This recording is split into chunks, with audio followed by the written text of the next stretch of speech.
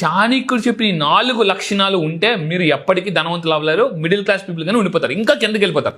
So ఏంటి జాగ్రత్తగా వినండి, గుర్తుపెట్టుకొని ఫాలో అవ్వండి. నేను ధనవంతులు అవ్వడానికి 2 రూల్స్ చెప్తాను. ఒకటి నెంబర్ 1 రూల్, ఈ 4 లక్షణాలు గుర్తుపెట్టుకోండి. నెంబర్ 2 రూల్ చాలా పవర్ఫుల్, నెంబర్ 1 రూల్ కన్నా పవర్ఫుల్. నెంబర్ 2 రూల్ ఏంటి? నెంబర్ 2 రూల్ అంటే ఈ నెంబర్ 1 రూల్ మర్చిపోకూడదు. సో ఏంటి ఆ 4 లక్షణాలు జాగ్రత్తగా పేపర్ మీద రాసుకుని ఎప్పటికప్పుడు దాన్ని రిమైండ్ చేసుకోండి. ఏంటి అంటే, ఇది కానీ మీ దగ్గర ఉంటే మీ దగ్గర ఉన్న డబ్బులకి రెక్కలు వస్తాయి, వెళ్ళిపోతాయి. ఇవి కానీ మీ దగ్గర లేకపోతే డబ్బులు రెక్కలు వేసుకుని మరి మీ దగ్గరికి వస్తాయి. కండిషన్ చెప్తున్నాను జాగ్రత్త. ఇవి మీ దగ్గర ఉంటే ఉన్న డబ్బులు రెక్కలు వేసుకుని వెళ్ళిపోతాయి. అవి మీ దగ్గర లేకపోతే డబ్బులకి రెక్కలు వచ్చి మరి మీ పాకెట్లోకి వస్తాయి. సో ఏంటి ఆ 4 అడ్డంకులు ఏంటి జాగ్రత్త చూడండి. ఫస్ట్ నెంబర్ 1, ఇతరులపై ఎక్కువగా ఆధారపడడం. ప్రతి దానికి నా లైఫ్ ప్రతి దానికి ఇతరులపై ఆధారపడ్డారు.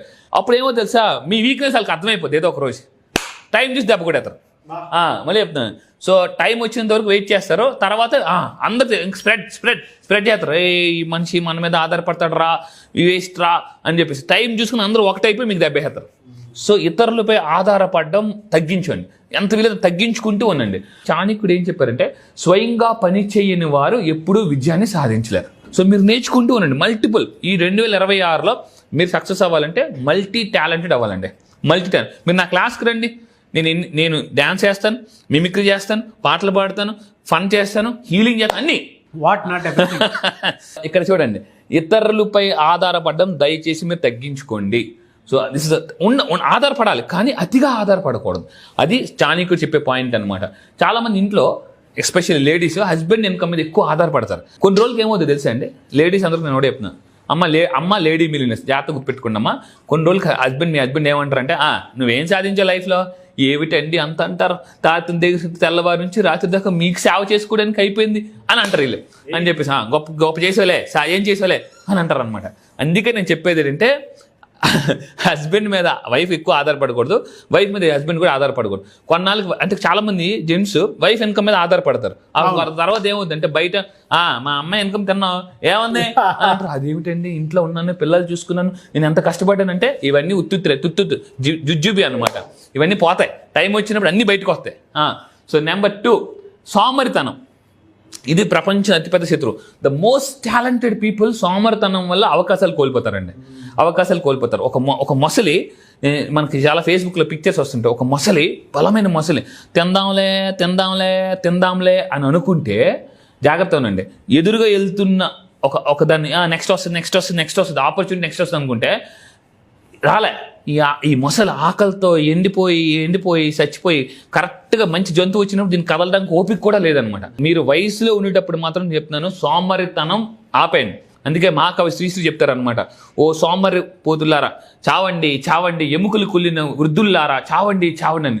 నేను మహాకవి శ్రీశ్రీ గారు కొన్ని రచనలు చదువుతుంటే బ్లడ్ బాయిల్ అయిపోవాలండి. మళ్ళీ చెప్తున్నాను, లైఫ్లో మీకు ఎలా ఉండాలంటే, లైఫ్లో సాధించాలి. రక్షకుడి సినిమాలో నాగార్జున గారు ఎలాగంటే, సమ్మన్ ఎలా అయితే నరాలు వస్తాయో మీ గోల్ చెప్తే అలా రావాలా నరాలు.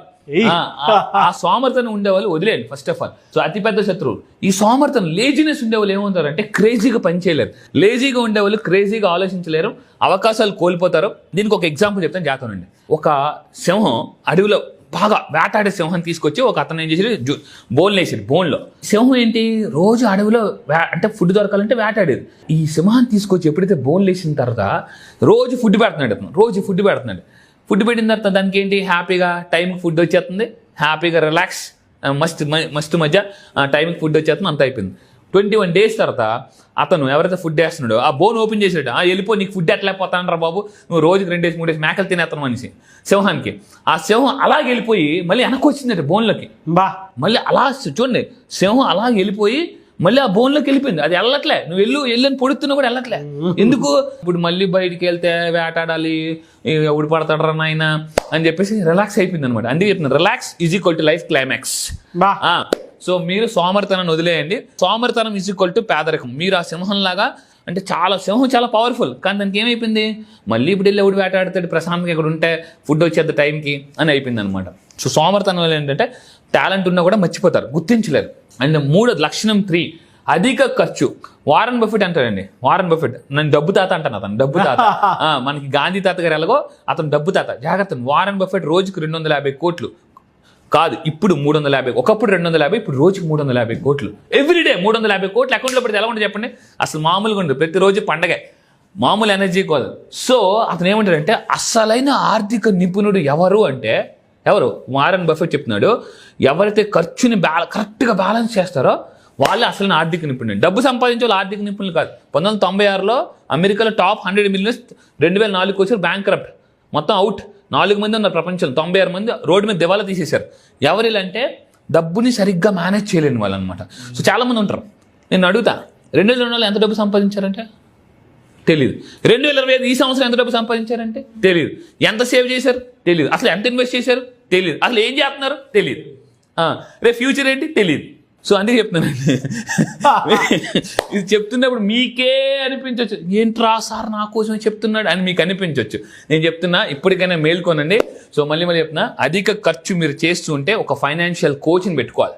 రేపు 2025 నుంచి 2026 కలర్ఫుల్గా, అద్భుతంగా, బ్రైట్ఫుల్గా ఉండాలనుకుంటే, నేను మళ్ళీ చెప్తున్నాను, ఇప్పుడు 2025 పడిన కష్టాలకు మీరు నిజంగా ఫుల్ స్టాప్ చెక్ పెట్టాలనుకుంటే క్లాసెస్కి రండి. పక్కా చెప్తున్నాను, 2026 మీదే.